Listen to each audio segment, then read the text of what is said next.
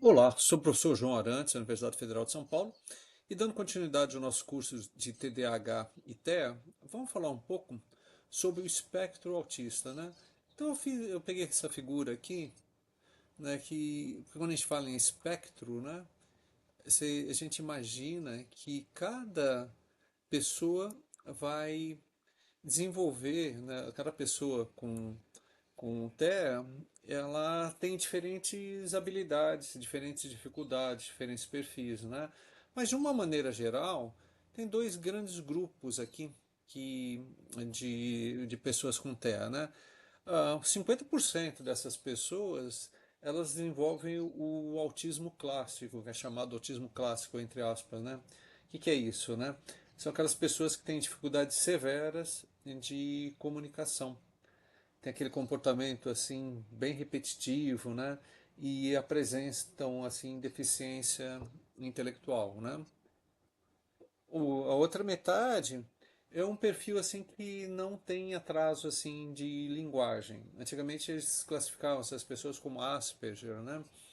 Que é isso, né? São indivíduos com inteligência normalmente média ou alta. Geralmente a inteligência aqui é acima da média, né? Mas tem uma dificuldade de interação social e são pessoas que não têm uma certa rigidez, ou seja, né?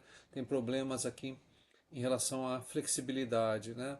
Isso aqui é interessante que esse grupo de pessoas aqui muitas vezes passa despercebido, né? Assim, né?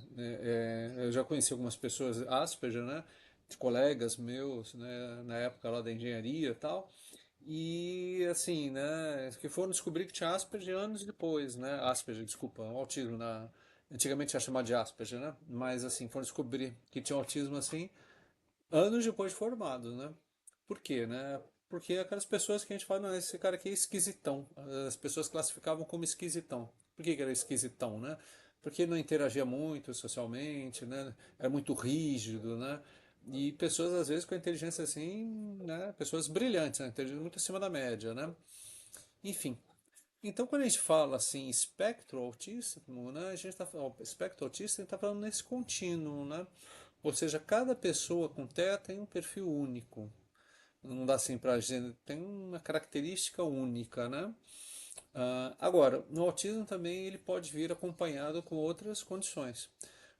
Uma condição que geralmente pode acompanhar o autismo é o TDAH, né? Então a pessoa tem TDAH e autismo, ou às vezes tem autismo e epilepsia, tem autismo aqui, depressão, autismo e dislexia, né? Então essas outras condições podem acontecer, ocorrer juntas. Vamos falar algumas características gerais, né, do, do autismo, né?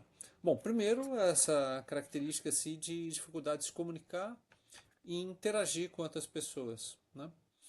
A segunda característica é que elas podem levar mais tempo assim para processar informações.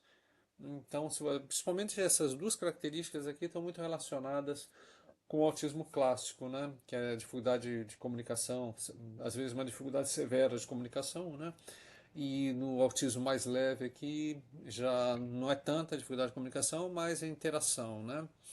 Ah, dificuldade de interpretar as expressões faciais, ou seja, de entender o que as outras pessoas estão, a comunicação não verbal, entender assim as expressões, como as pessoas se comunicam por meio de expressões faciais, né? Uma outra característica é aquela tendência ao comportamento repetitivo, ou seja, né, aquelas ações sempre repetitivas, né, aqueles pensamentos repetitivos, às vezes muita rigidez, né? E também esses comportamentos repetitivos eles estão relacionados assim com a forma com que as pessoas com autismo aqui lidam com ansiedade, né? As pessoas com TEA também podem ter maior sensibilidade aqui a mudanças, né? Ou seja, elas ficam estressadas com pequena alteração ali na rotina. Está acostumada a fazer a rotina de determinada forma, né? De repente tem uma pequena alteração e essa pequena alteração aqui estressa de sobremaneira ali essas pessoas, né? Algumas pessoas têm hipersensibilidade assim a estímulos sensoriais, como por exemplo sons, cheiro, né?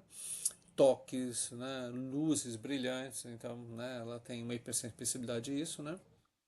E de uma forma geral, elas percebem o mundo como um lugar confuso e às vezes até um lugar aqui sim assustador, né?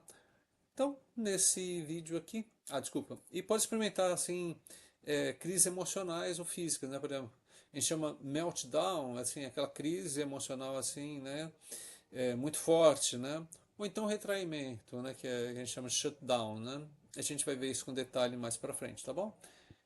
Bom, então nessa primeira videoaula aqui a gente procurou aqui dar uma visão nas características gerais do TEA e a gente vai detalhar nas próximas aulas, tá bom? Um grande abraço para todo mundo.